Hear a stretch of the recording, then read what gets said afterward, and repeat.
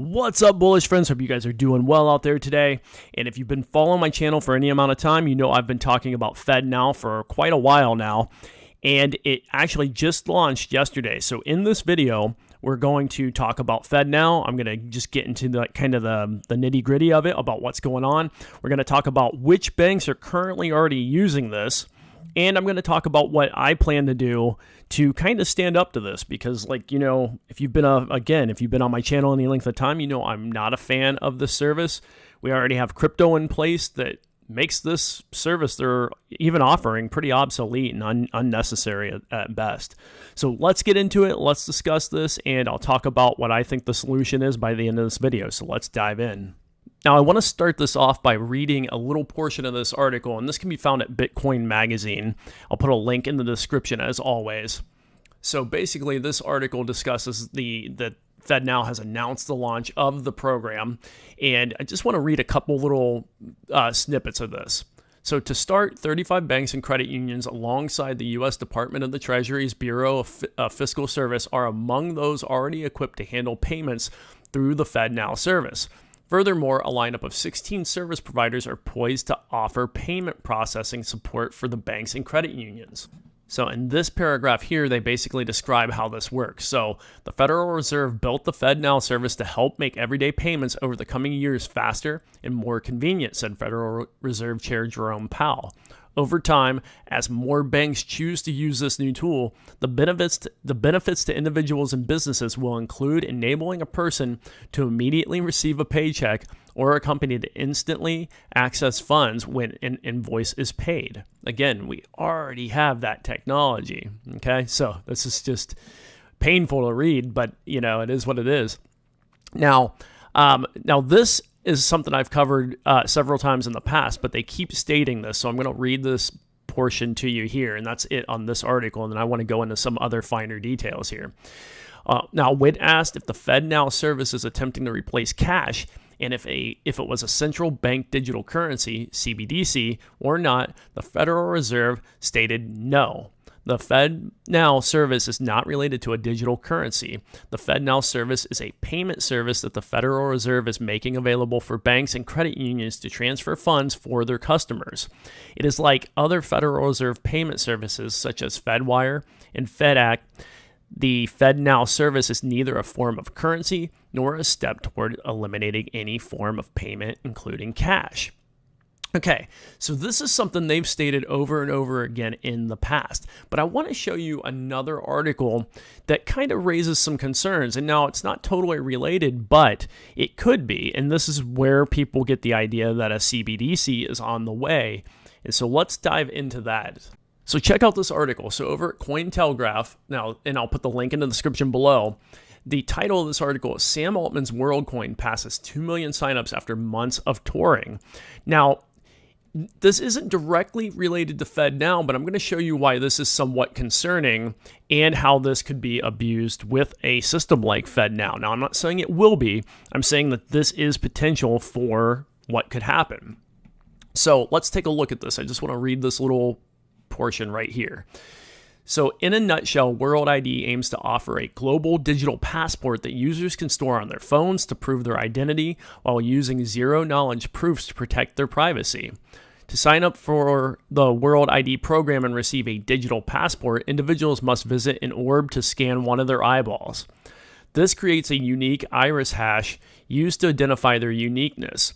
Users who successfully upload their sensitive biometric data are paid for their efforts in a self-titled cryptocurrency known as WorldCoin. Now, seeing that, can you imagine how this could be used? I mean, like, if you're reading this and you're going, I can't imagine how that possibly could be used in a negative way. I can see how this could be used against certain people or certain groups of people in the population, and it could be absolutely abused and used in a system like Fednow together to make a CBDC. Now, I'm not saying that will happen. I'm just saying that technology is there, and that should give people concern when a large central power basically controls a payment system. Okay, that can be used in a very, very negative way. So one thing I think you can do to kind of stand up against this kind of system right now and to stay away from this kind of system is to not use the service, number one. And a lot of that is going to be by just not using the banks that are using the service. Now, I know some people might not have a choice, but if you do have a choice, find a different bank and use a different service, okay? Don't use the service that you don't want to see be part of the system going forward. That's like my number one suggestion here. So right now, the banks that are currently on board on this, JP Morgan, Wells Fargo, BNY Mellon, lead early Fednow users. And if we go down, so BNY Mellon and 11 other banks have been listed as settlement agents and liquidity providers for the brand new service.